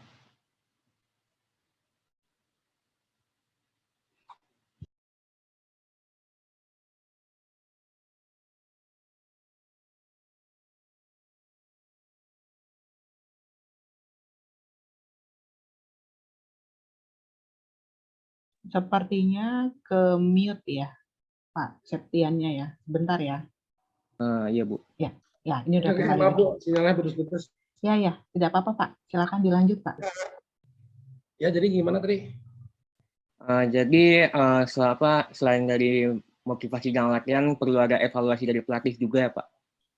Kalau evaluasi pasti. Bahkan kalau untuk pertandingan, di setiap pertandingan pun ada evaluasi gitu. Mau dia menang, mau dia kalah, pasti ada evaluasi. Pasti. Baik, Pak. Terima kasih atas jawabannya, Pak. Iya, berarti tidak hanya motivasi tapi evaluasi juga ya Rehan ya. Yang lain teman-teman, siapa lagi yang mau tanya? Saya mau nanya deh Pak, kalau gitu. Tadi kan Bapak ada cerita tuh, ada atlet yang nggak percaya sama Bapak, gitu. Sampai nggak percaya gitu. Itu yang Bapak lakukan apa ya Pak? Ketika atlet yang memang hubungannya harus baik gitu sama pelatihnya, tapi dia tidak percaya gitu. Apa yang Bapak lakukan saat itu Pak? Yang kalau untuk olahraga tim itu kan kadang-kadang yang olahraga tim juga ada beberapa orang. Kadang-kadang saya memang udahlah gitu. Kan saya milihnya udahlah itu yang lain aja gitu. Yang mungkin itu bagi saya nggak jadi masalah ketika ada 6 orang dan kurang 1 gitu misalnya. Kalau saya nggak terlalu memikirkan, ya saya udahlah. Tapi yang upaya yang saya lakukan itu selalu berdiskusi sih Bu. Kenapa gitu? Kenapa? Tapi kan kadang-kadang kalau anak itu udah nggak percaya sama saya, underestimate mungkin sama saya gitu. Udah pasti dia nggak dengerin, udah pasti itu. Tapi saya selalu kasih upaya tuh, kenapa gini dengan cara, tapi pasti ketika sudah ada friksi dan dia nggak percaya sama kita itu, dia cuma dengar tapi nggak dilakuin gitu, pasti itu kejadian gitu. Jadi cuma berjalan aja gitu, cuman nggak efektif pastinya. Itu saya sadari dan saya juga masih bingung mau kayak mana tuh. Ujungnya cuma berjalan gitu, ujungnya. Itu untuk olahraga tim ya, tapi nggak jadi masalah gitu. Tapi kalau untuk olahraga individu ada satu yang misalnya gitu, seperti itu. Nah, kan tadi saya bilang tadi ada 3 ya Bu. Saya lepas tuh Bu, kalau anak itu udah memang benar-benar nggak bisa itu, saya lepas, yang 2 yang berjalan Bu. Karena kebetulan saya punya tim, karena dari 3 tersebut pasti ada yang dia percayain gitu. Karena fungsinya tadi sudah kebagi secara otomatis tuh. Itu sudah tim yang nggak didiskusiin tapi berjalan gitu Bu. Tapi dia nggak percaya sama saya gitu. Jadi kalau untuk anak itu, dia bukan saya yang ngasih instruksi, dia yang ngasih instruksi seperti itu gitu Bu. Itu tuker-tukeran memang Bu kadang-kadang gitu. Kalau misalnya tim seperti itu ada satu yang kurang cocok sama pelatihnya, apakah itu berpengaruh gitu Pak terhadap kelompok gitu? Atau hanya satu itu saja? Pastinya berpengaruh sih Bu, cuman nggak besar sih kalau saya lihat gitu. Kalau satu gitu ya, berpengaruh tapi nggak besar sih Bu. Oke.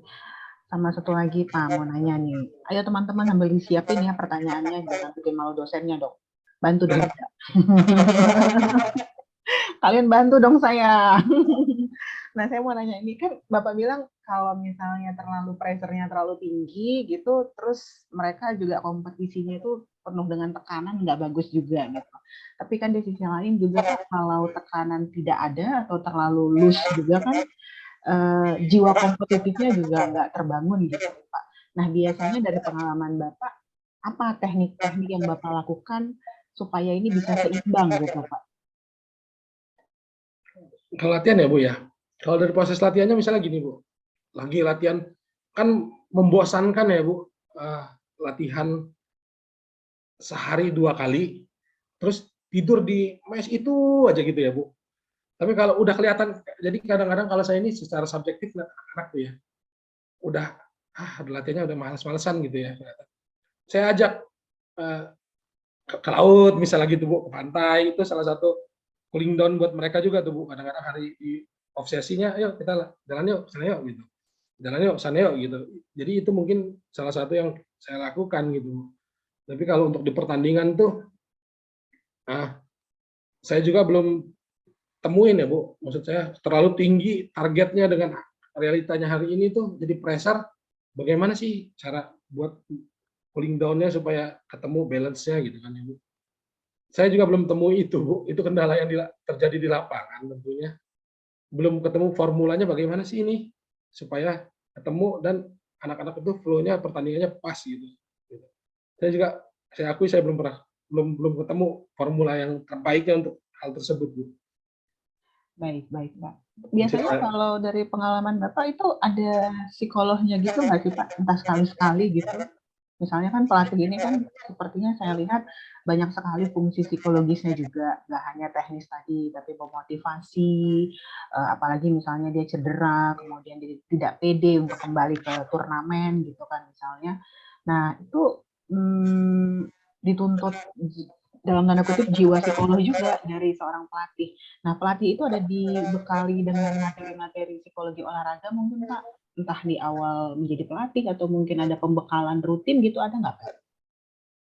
Kalau di pelatihan pelatih ya misalnya Bu ya, ada sedikit Bu, cuman ya sedikit gitu, nggak terlalu dalam gitu, cuma dikasih tahu aja sih, misalnya tadi pelatih itu sebagai teman, orang tua fungsinya dan sebagainya tadi ya Bu, motivator. Nah itu cuma disampaikan, tapi nggak dijelasin secara rinci caranya tuh gimana sebenarnya gitu. Itu di beberapa pelatihan yang saya ikuti ya Bu, pelatihan yang saya ikuti dikasih tahu, cuman nggak dikasih tahu secara rinci. Dan mungkin ini yang kata Ibu Desyanti tadi ya, bahwa memang di daerah itu belum terlalu sadar bahwa peran psikologi itu, mereka sadar gitu ya, tapi belum secara serius tuh melakukan pendampingan psikologi secara khusus gitu. Jadi peran yang penting, mereka tahu penting, cuma nggak dilakuin. Itu untuk di daerah khususnya ya Bu. Ya, Bahkan untuk di nasional saya pernah tahu nih Bu, di persiapan Asian Games kemarin cabang olahraga baseball kalau tidak salah, mereka ada pendampingan psikologis, ada psikologisnya, ada psikolognya. Cuman saya nggak tahu treatmentnya ngapain tuh, saya nggak tahu. Saya nggak tahu kapan nih ada atlet ini kalau ada masalah atau main curhat ke situ gitu. Saya nggak tahu kayak mana teknisnya tuh, saya nggak tahu, saya nggak lihat gitu. Kawan-kawan itu, jadi mungkin apa ya bahasanya Ibu ya? Mungkin agak sulit sih karena mungkin merasa penting tapi nggak ngelakuin secara serius gitu ya, mana ya Bu? Ya. Berarti kalau pelatih itu biasanya kayak insting aja gitu ya Pak, gimana mengarahkan atletnya gitu Pak? Atau ada kayak bertanya ke seniornya, rekan pelatihnya, atau gimana biasanya Pak? Maksudnya Bu? Misalnya kalau ada kendala, misalnya katakanlah cedera gitu, terus dia demotivasi gitu ya, berkurang motivasinya, tidak pede. Nah untuk hal seperti itu berarti pelatih sejauh yang Bapak pengalaman menghandle anak ini atau atlet ini berarti berdasarkan insting kita aja, naluri kita aja, kita mau bawanya kemana gitu, karena pembekalan psikologisnya belum banyak gitu ya Pak ya. Betul. Nah, jadi secara manusiawi aja, jadi secara sosial aja kita melakukannya, tidak secara terstruktur dan secara teori. Jadi secara harfiah manusia tadi, sosial, oh kamu sabar ya, harus begini. Ini saya temui juga nih Bu, contoh kasus ada pelatih juga yang kadang-kadang atlet itu dimarah-marahin sama dia gitu. Kadang-kadang atlet itu ditinggalin sama dia, nggak pernah disamperin sama sekali, nggak pernah diajak ngomong. Kadang-kadang atlet itu dibicarain tuh. Nah itu ada juga tuh. Saya pernah temui pelatih yang seperti itu. Tapi nggak tahu saya efektifnya seperti apa, saya nggak ngerti juga. Gitu. Baik, terima kasih Pak. Ini ada pertanyaan lagi nih dari Novia Astri. Silakan Novia. Selamat siang Pak Septian, terima kasih atas materinya hari ini. Saya ingin bertanya, untuk pelatih, terus dari atlet-atlet saat ini, Bapak kurang atau tidak ada masukan yang menggunakan dari sisi psikologi. Nah, Bapak Septian kan hari ini sudah memberikan dan lain-lain, dan dapat masukan juga dari Ibu Desi, dari Mbak Novita. Apakah kedepannya Bapak coba untuk memasukkan dari sisi psikologi, atau Bapak akan coba dulu pelan-pelan, atau gimana Pak menurut Bapak? Jadi kalau menurut saya memang kalau dibilangnya nggak ada sisi psikologinya, sudah ada, tapi tidak terstruktur tentunya ya. Gitu ya. Betul Pak. Tidak terstruktur dan tidak secara saintis dilakukan secara serius gitu ya. Nah, akan tetapi kalau untuk saya pribadi, harapannya pengen yang lebih profesional, tapi tentunya mengukur juga kemampuan gitu ya, mengukur kemampuan dilakukan secara berkala gitu. Nggak mungkin saya rubah hari ini pengen itu, nggak mungkin, nggak semua tempat mampu melakukan hal tersebut gitu. Jadi mungkin kalau saya sih pelan-pelan sih cari materi lagi gitu. Kemudian membantu tadi salah satu contohnya saya bilang saya akan membantu men-share bahwa ini lo ada organisasi untuk psikologinya, mungkin kawan-kawan mau pakai ataupun butuh, dan saya juga tidak bisa memaksa kawan-kawan gitu. Baik, terima kasih Pak atas jawabannya. Boleh share lagi, tambahin nggak Mbak? Ya, silakan Bu Desi. Iya Pak Septian, memang mungkin kalau di daerah susah ya Pak ya. Iya.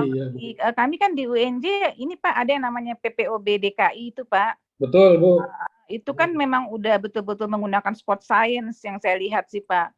Jadi betul-betul memang untuk teman-teman juga ya, timnya tuh udah dari dokter, ya, nutrition, psikolog olahraga, biomekanika gitu ya Pak ya, itu betul-betul semuanya terstruktur gitu. Jadi programnya memang didanai oleh DKI sih Pak ya. Iya. Juga ada program DBON kan Pak sudah dengar juga mungkin ya. Iya, betul Bu. Itu kan juga ada di 4 sentra di UNESA, UNES, UPI dan UNJ gitu. Nah itu juga sudah menggunakan sport science. Memang sayangnya di daerah belum ya Pak ya. Ya, Padahal betul, kita punya banyak potensi-potensi atlet yang banyak di daerah. Yang harusnya juga kita kan di Indonesia banyak banget ya. Masa nggak dapat sih untuk dapat calon-calon olimpiade di 10 tahun ke depan ya Pak ya. Iya. Iya, sayang banget nih untuk teman-teman. Jadi gitu kalau teman-teman nanti pengen tahu lebih lengkap tentang sport science di UNJ, kita udah punya kalau di UNJ gitu. Jadi psikologi olahraganya udah menjadi bagian dari tenaga pendukungnya. Gitu Mbak Novita. Namanya tadi apa ya Bu Desi ya? Biar saya catat. Ya, yang tadi yang mana? Yang PPOB. Terakhir. Ya. Kalau PPOB itu pusat pelatihan olahraga berprestasi. Jadi pelajar. Ya. Jadi atlet usia muda itu DKI punya, itunya di GOR UNJ. Dari SD kalau nggak salah ya Bu ya? Iya Pak. Dari SD kalau nggak salah. Kalau satu lagi yang SLOM PN itu Sentra Latihan Olahragawan Muda Nasional, itu bagian dari BON, Desain Besar Olahraga Nasional itu ada 4 sentra Mbak Novi, ada di UNJ, UPI, UNESA dan UNES. Kalau di UNJ untuk 5 cabur yang atlet calon olimpiade itu loh Pak. Ya kayak atletik. Atletik, panjat besi, sepeda BMX, menembak dan panahan. Dan mereka sekolahnya di lab school SMP untuk level SMP kalau SLOM PN. Oh iya Bu. Berarti udah cukup lengkap ya Bu ya? Iya, itu tuh khusus Jakarta ya Bu. Iya betul Pak. Jadi itu kembali ke daerah kan Bu agak berat karena nggak ada grassroots dari usia dininya tuh Bu. Memang nggak. Kemudian di daerah sendiri sport science itu agak berat Bu.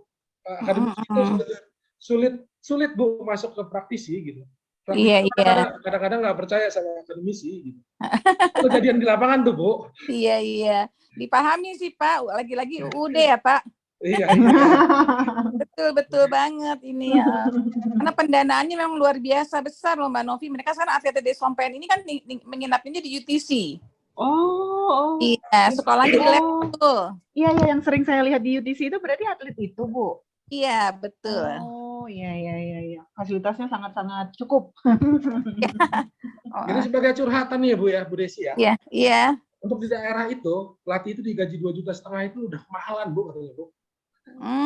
Jadi sebagai gambaran mungkin di daerah itu pelatih itu bukan jadi pekerjaan nih Bu. Iya. Kalau di Jakarta saya akui lah gitu. Iya. Sesuai dengan apa yang kita lakukan, apa yang kita dapat gitu. Di daerah itu kecurigaan loh Bu. Ketika digaji, kita dicurigain gitu loh Bu. Iya kan Pak Septian juga kan di kampus juga kan, berarti kan memang harus ini ya, multidisiplin ya Pak ya dengan sport science ya tadi ya. Iya, sarana prasarana yang tentunya pasti. Iya, betul. Iya. Baik, itu aja teman-teman tambahan dari saya. Terima kasih. Terima kasih Bu Desi, kita jadi tahu tentang PPOB DKI yang ada sport science-nya, kita jadi tahu SLOM PN ya Bu ya. SLOM PN ya. Ya, SLOM PN yang ada. Kalau PPLP masih berjalan nggak sih Bu? Yang di Kemenpora ya Bu? Bagaimana Pak? Ada program dulu kan saya PPLP itu Bu. Yang di Kemenpora masih berjalan nggak sih itu Bu? Kayaknya masih deh Pak. Jadi ada banyak lah itu untuk itu khusus DKI ya Bu? Iya, betul. Ya, terima kasih Pak. Ya, oke Bu. Ayo yang lain lagi, siapa yang mau bertanya silahkan loh. Jangan malu-malu. Ini Pak Septian masih ready untuk menjawab pertanyaan-pertanyaan kalian. Langsung raise hand aja ya.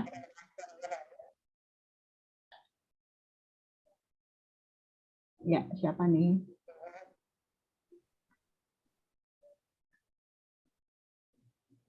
Akbar mungkin, Akbar Mozin. Apa yang mau ditanyakan Akbar? Iya, mungkin kalau dari saya kan sebelumnya Bapak sudah menjelaskan bahwa ada beberapa faktor yang faktor-faktor eksternal yang sering terjadi, kayak intervensi dari pihak lawan gitu. Kira-kira dari sisi pelatih itu gimana cara kita untuk mengatasi hal tersebut, terutama kan faktor eksternal yang tidak bisa dikontrol itu kan sama sekali nggak bisa, kayak cuaca, intervensi dari supporter lawan yang mengolok-ngolok gitu, Pak. Kalau untuk hal tersebut tuh tentunya yang pasti dilakukan pelatih itu ketika pertandingan itu cuma motivasi sih. Motivasi sama mengcounter, udah tenang aja, kamu orang aman gitu. Membuat mereka aman. Misalnya katakanlah penonton itu mengolok-olok dan ngebuat takut ya, ngebuat takut sama masa. Pelatih itu cuma yakinin bahwa udah tenang aja, aman gitu. Cuma membuat yakin bahwa mereka itu aman untuk bertanding gitu. Kalau saya sendiri gitu. Walaupun yang pada faktanya nggak tahu ya, anak-anak itu merasa aman atau terbebani juga saya nggak tahu gitu. Saya akui itu gitu, saya nggak tahu. Jadi balik lagi ke mental pemainnya masing-masing ya, Pak. Iya, kalau pengalaman itu dan kembali. yang Karena kan pemain. memang tadi seperti kamu bilang ada faktor eksternal yang nggak bisa dikontrol gitu. Baik, mungkin itu saja dari saya, Pak. Terima kasih. Ya, terima kasih pertanyaannya Akbar. Sekarang ada Maulidina yang bertanya. Silakan Maulidina.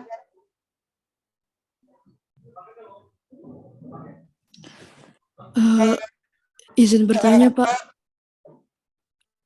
Saya kurang tahu Bapak terlibat dengan scouting talent, mencari calon atlet gitu bahkan. Kalau di daerah tuh bagaimana ya Pak kalau mencari calon atlet tuh? Apa ada yang prosedur spesifik atau bagaimana? Jadi pertanyaannya bagaimana pencarian calon bibit atlet gitu ya? Iya. Ya. Jadi itu tadi kembali ke seperti yang kata Bu Desi ya. Kalau di DKI itu sudah lengkap, ada dari SD, SMP, SMA itu sudah ada grassroots kalau bahasanya mungkin ya. Grassroots gitu. Di daerah itu tidak dilakukan seperti itu gitu. Biasanya mereka itu mengikuti siapa yang suka ikut. Lama-lama terseleksi alam gitu.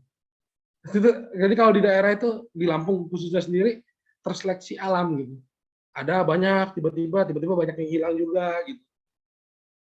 Jadi gitu. Kalau untuk di daerah sendiri tidak terstruktur dengan baik gitu. Yang pastinya untuk grassroots-nya.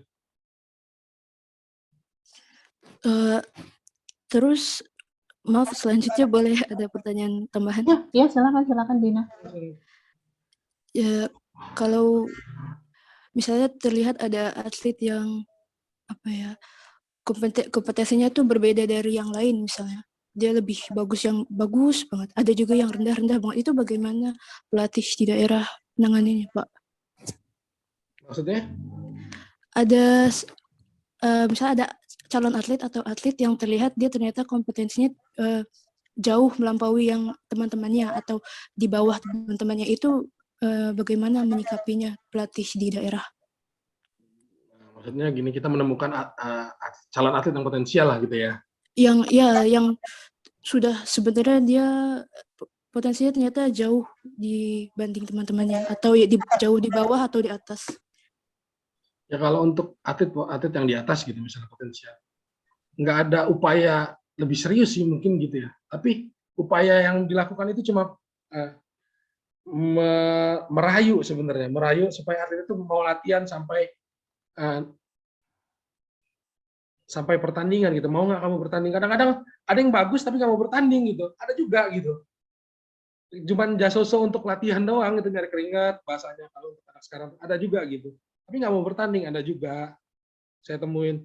Nah, jadi intinya membuat suasana kadang-kadang merayu, bagaimana caranya menjual, kalau kamu ikut ini bisa untuk ini loh gitu.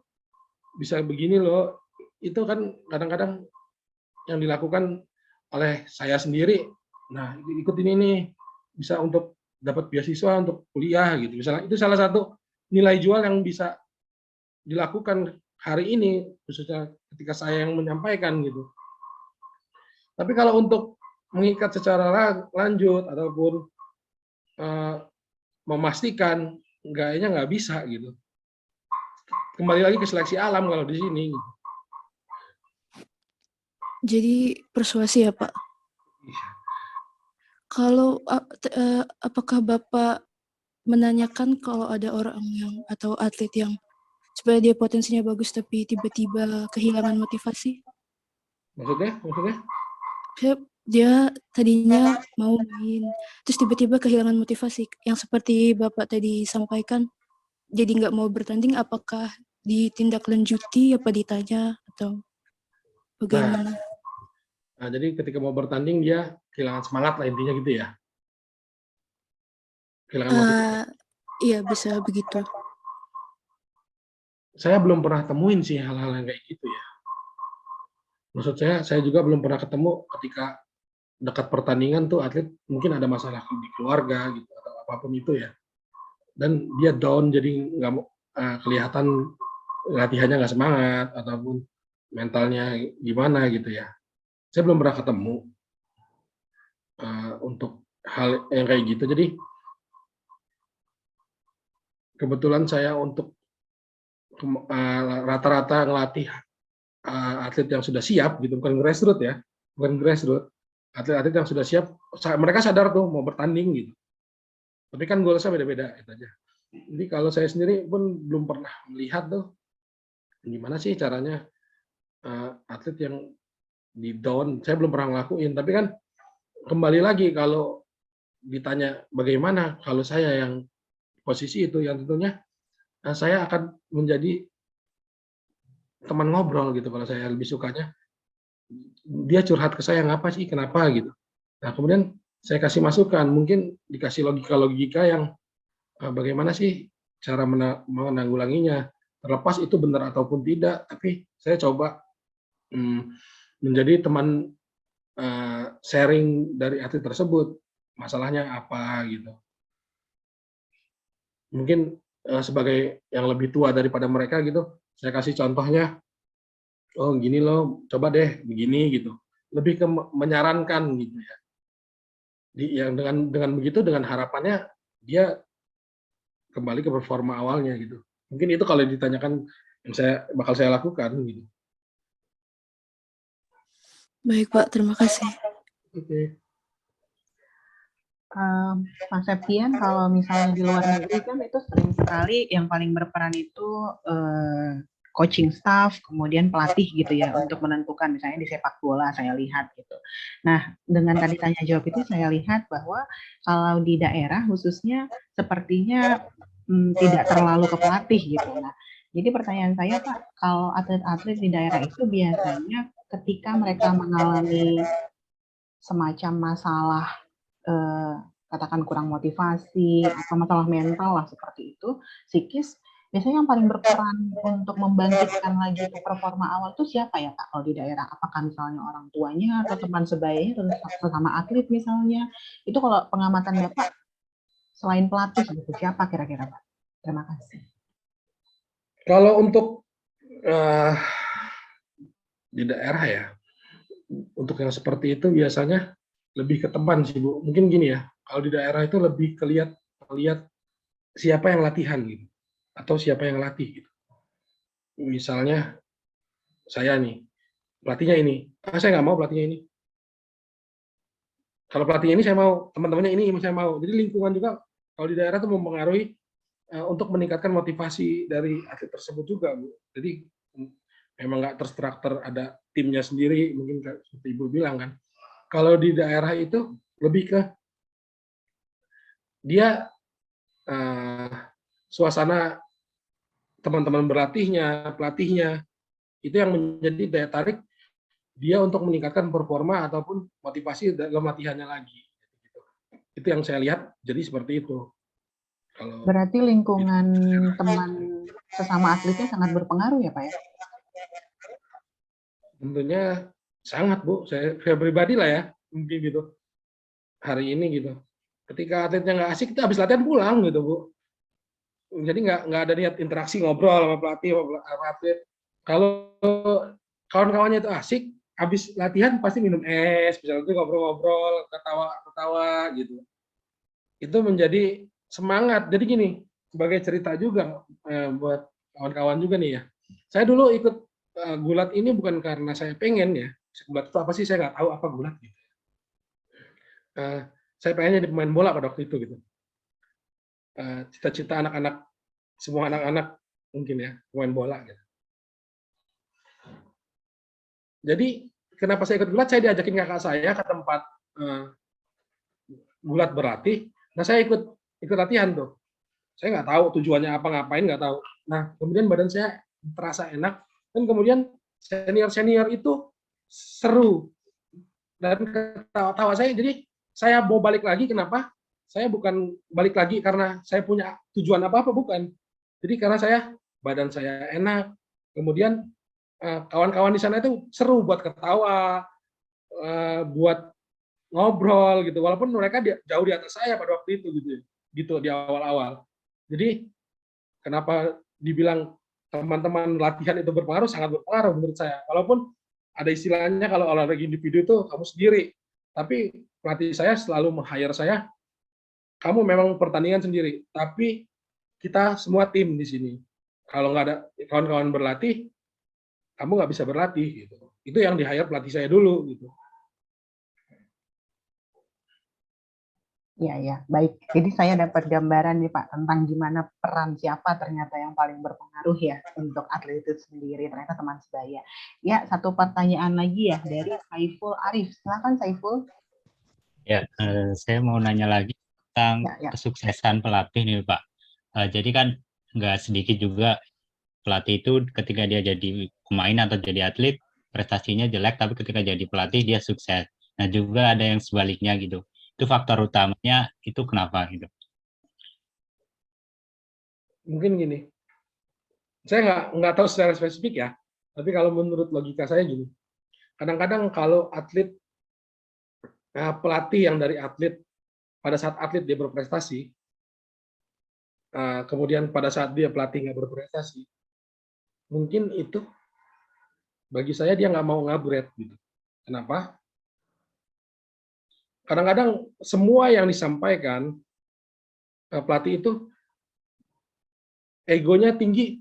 Saya dulu begini gitu. Itu banyak sekali saya lihat terjadi. Saya dulu begini dan latihannya begini gitu. Padahal kalau kita pikir secara ilmu pengetahuan ya, hari ini semua beda gitu. Hari ini semua beda. Kalau zaman dulu saya sumbernya cuma pelatih. Hari ini bisa dari YouTube, dari TikTok, dari Instagram dan sebagainya gitu. Dan itu yang berkembang hari ini gitu.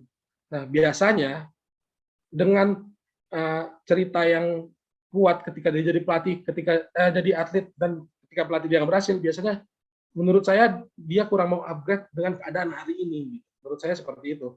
Jadi dia ngelatihnya berdasarkan pengalaman kayak saya dulu gitu. Saya dulu. Padahal hari ini nggak relevan ketika kita pakai kayak dia dulu gitu, nggak relevan. Mungkin dari gaya bermain sendiri nggak relevan.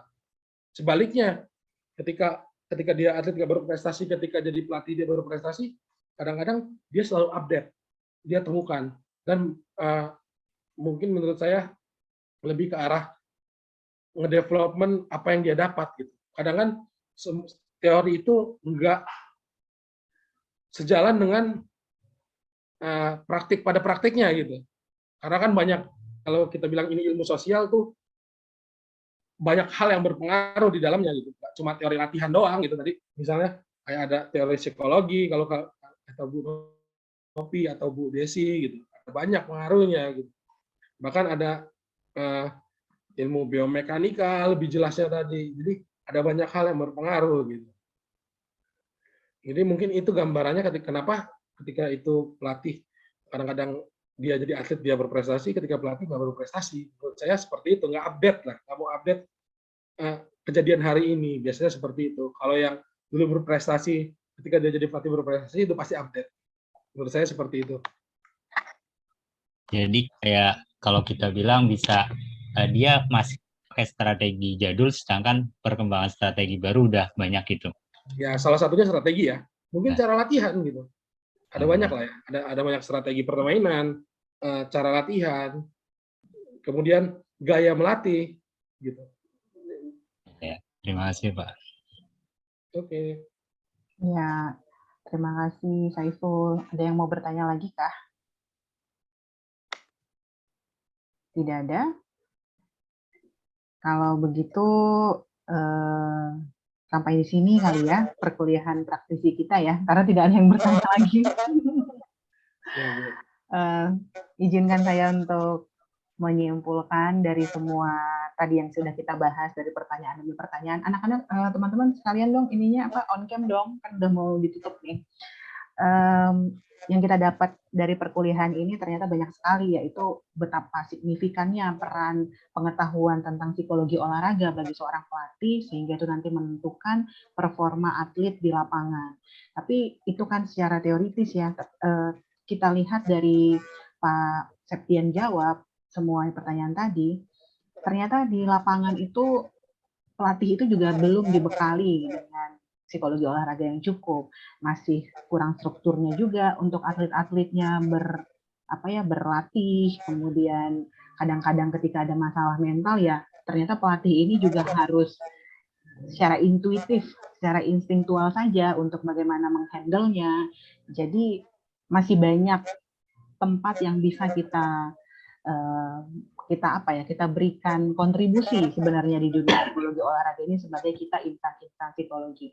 Dan perkuliahan ini juga ternyata accidentally ternyata unik sekali karena kita kedatangan Bu Desi juga, yang Bu Desi itu ternyata bergabung di APMO ya Bu ya, Asosiasi Pelatih Mental Olahraga Indonesia.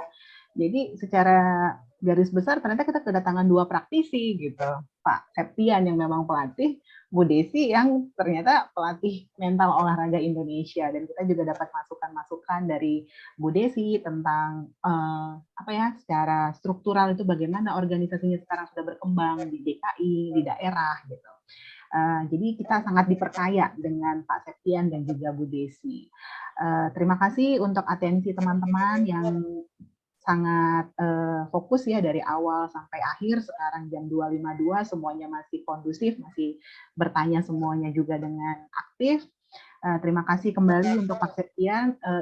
Izin saya menyampaikan permohonan maaf dari Pak Herdian karena kebetulan Pak Herdian sedang ada acara fakultas Pak bersama dengan Ibu Dekan, sehingga hanya mengikuti secara pasif, tapi Pak Herdian menyampaikan salam hormat kami, salam terima kasih kami kepada Pak Mahyudi Dwi Septian yang sudah mau untuk berbagi waktunya dan tenaganya untuk mengajari teman-teman semua di psikologi UNJ ini. Akhir kata demikian dari kami, mungkin dari Pak Septian ada kata-kata yang mau disampaikan Pak, silakan Pak. Oke, yang pastinya terima kasih untuk kesempatan yang Pak Herdian, Bu Novita, kemudian teman-teman dari berbagi pengalaman ya mungkin dari saya. Kemudian terima kasih juga informasi yang diberikan dari Bu Desi tadi, jadi bisa saya bantu share gitu. Mungkin ini hanya sedikit pengalaman yang saya berikan, tapi ada banyak sekali mungkin kawan-kawan yang mungkin kalau berpikirnya saya lebih profesional, di Jakarta lebih banyak, bisa kalian cari lebih ke, nggak usah ke jauh-jauh, ke velodrome aja gitu. Buat kawan-kawan tahu nih gambarannya gimana nih. Velodrome aja setiap sore dia banyak yang latihan. Jadi sekali lagi terima kasih atas kesempatan yang diberikan kepada saya untuk membagikan pengalaman dari saya. Sekian dari saya Bu, saya kembalikan ke Bu Novi. Ya, terima kasih Pak. Kami juga sangat merasa terbantu dapat pandangan dari lapangan. Jadi demikianlah perkuliahan praktisi mengajar hari ini di kelas Psikologi Olahraga, Psikologi UNJ pada tanggal 28 Oktober 2022. Dengan ini atas nama Pak Herdian, izinkan saya untuk menutup perkuliahan ini. Terima kasih kembali kepada Pak Septian dan anak-anak teman-teman, jangan lupa ya untuk absen. Demikian, terima kasih. Terima kasih Pak Septian. Terima kasih Bu Desi. Mohon maaf ya, saya nggak off cam Pak. Jadi Siap, belum Bu. bisa melihat Sama-sama, wajah Bu. saya nih Pak. Siap. Padahal Bu Desi praktisi kedua nih. Nanti kita kontakkan lagi, saya lagi betul-betul lagi teler nih. Oh, cepat sembuh Bu. Iya, makasih.